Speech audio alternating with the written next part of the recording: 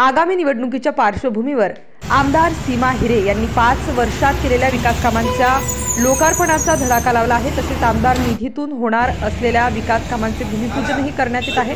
आमदार सीमाताई हिरे यांच्या आमदार निधीतून प्रभाग क्रमांक 10 मधील पिंपळगाव बहुला येथे समाज मंदिर बांधण्यासाठी तसेच परिसरातील रस्त्यांचे काँक्रिटीकरण करण्याचे काम हाती घेण्यात आले आहे। या महत्त्वपूर्ण विकास कामांचे भूमिपूजन आमदार सीमा हिरे यांच्या हस्ते संपन्न झाले। या सोहळ्यात स्थानिक नागरिकांनी मोठ्या संख्येने हजेरी लावली।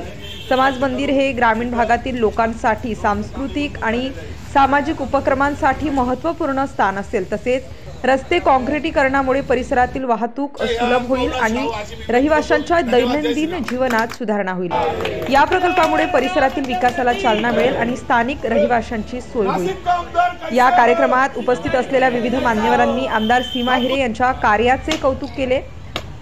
माजी नगरसेविका इंदुबाई नागरे, माधुरी बोलकर, भाजप सातपूर मंडलाध्यक्ष भगवान काकड, महेश शिरे, रामहरी संभेराव, रवींद्र जोशी नागरे, नारायण जाधव, राजेश दराडे, गौरव बोडके, रवींद्र पालवे, निलेश जोशी, मनोज तांबे, कल्पना पाटोडे, किरण पाटोडे, विश्वास अप्पा नागरे, पंढरीनाथ काकड, अरुण नागरे, भाऊसाहेब भावले, प्रतिभा देवरे, धनश्री गिरासे उपस्थित होते। अधिक माहिती रवींद्र पालवे यांनी दिली तर आमदार सीमाताई हिरे यांनी मनोगत व्यक्त केले। त्यांचा कार्याचा धडाका संपूर्ण सिडको सातपूरमध्ये असा कामाचा झंझावात त्यांनी लावलाय आणि आज खऱ्या अर्थानं आज स्वर्गीय सुदाम दादा नागरे यांची आम्हाला आठवण होते। ताई दादा आमचे महापालिकेत प्रथम निवडून आल्यानंतर पहिल्यांदा ताईंना त्यांनी फोन केला। ताईंनी आम्ही इथं मंदिराची आम्ही 7-8 वर्षापूर्वी सगळ्यात पहिली इथं दौरा केला, पाहणी केली। असं काम आहे। दादांनी ताईंना शब्द टाकला होता, परंतु काही क्रिटिकल अडचणीमुळे ते काम रखडलं होतं, परंतु ताईंनी ते दादांच्या शब्दाला जागल्या आणि आज हे काम त्यांच्या हातून होते। हे भगवान त्र्यंबक राजेश्वरनी महादेवश्वरनी मी ताईंना अशीच कामासाठी उत्तरोत्तर त्यांची प्रगती हो आणि नक्कीच ताई परत एकदा आमदार होती हे आम्हाला सगळ्यांना भाऊनी सांगितलं की ह्या बाई वळण रस्त्याचाही विषय अरुण भाऊनी जो सांगितलं होतं की त्याचं 80% 85% काम पूर्णत्वास आलेलं आहे, त्याचा फॉलो भाग घेतोच काही विषय। माझी फक्त पहिल्यांदा या भूमिपूजनाच्या अगोदरही या गावाला भरघोस निधी दिला होता इंदुताई मावशीच्या गोदरबाईंच्या माध्यमातून।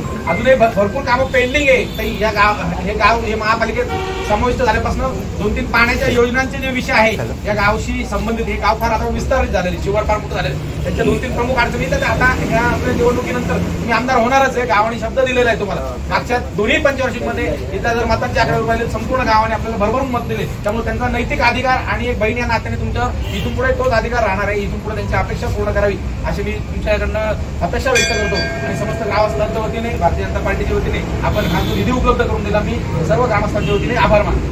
इथे उपस्थित असलेल्या नागरे मावशी त्याचबरोबर संपूर्ण ग्रामस्थ इथे उपस्थित आहेत। आमचे रामहरी रवी पालवे सगळे नवरात्र उत्सव सुरू आहे आणि या नवरात्र उत्सवाचं औचित्य साधून आज आपण या कामाचं भूमिपूजन केलेलं आहे। इथे आल्यानंतर आपल्याला सांगितलं की ही जी शंकराची पिंड आहे त्याला पौराणिक महत्त्व आहे। ती नदीतनं वाहून आल्यानंतर त्याची स्थापना इथे केलेली आणि त्यामुळे अनेक भाविक इथे येत असतात। त्याचबरोबर काही मंगल कार्य असतील, काही विधी असतील, याच्यासाठी कायम ह्या घाटावर नेहमी या गावातले लोक सगळे कार्यक्रम इथे घेत असतात। इथे जर बघितलं तर शेड होती, परंतु अगदी छोटी होती आणि या धार्मिक कार्यक्रमांकरता मोठ्या शेडची आवश्यकता होती, म्हणून जवळपास 50 लाखाचा निधी देऊन आज आता इथे मोठा डोम साकारणार आहे, जेणेकरून जे काय मंगल कार्य किंवा धार्मिक कार्य असतील ते अतिशय व्यवस्थित पार पडतील। ऊन वारा पाऊस यापासून संरक्षण मिळेल आणि चांगलं एक कार्य इथे करता येईल। त्याचबरोबर गावातला जो मेन रस्ता होता त्याचं काँक्रीटीकरण करणे याकरता देखील 1 कोटी रुपये मंजूर करून त्याही कामाची आज सुरुवात होते आहे। तर मगाच सांगितलं की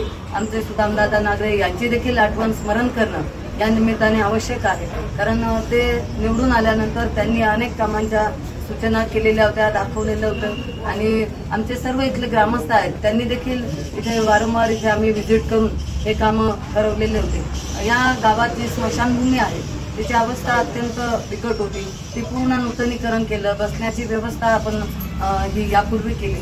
त्याचबरोबर इथे शाळा आहे, तिथे पेव्हिंग ब्लॉक बसवले असतील, काही ना काही कामं हे आतापर्यंत आमदार निधीतनं केलेले होते, परंतु हे रस्ता आणि हा डोम हे अत्यंत मोठं काम इथे होत आहे। आपण मग विषय काढला की बाह्यवळण रस्ता इथे खूप आवश्यक आहे, कारण गाव आतमध्ये मोठं आहे परंतु त्याला प्रवेशद्वार म्हणजे येण्याचा रस्ता हा अत्यंत लहान आहे आणि त्यामुळे शाळा किंवा इतर जी रहदारी वाहतूक असते त्यांना खूप अडचण होत असते. त्यामुळे जर बाह्यवळण रस्ता इथे जर गावाला जोडला तर गावाचं अजून एक चांगलं त्यांना आपल्या त्र्यंबक रोडला जोडल्यामुळे चांगलं महत्त्व प्राप्त होईल आणि त्यामुळे आपण त्यासाठी वारंवार प्रयत्न केलेले आहे. विधानसभेत सुद्धा अधिवेशनात हा प्रश्न आपण उठवला आणि त्याकरता सगळी माहिती आपले महापालिकेचे जे इंजिनियर आहेत त्यांनी गोळा केली.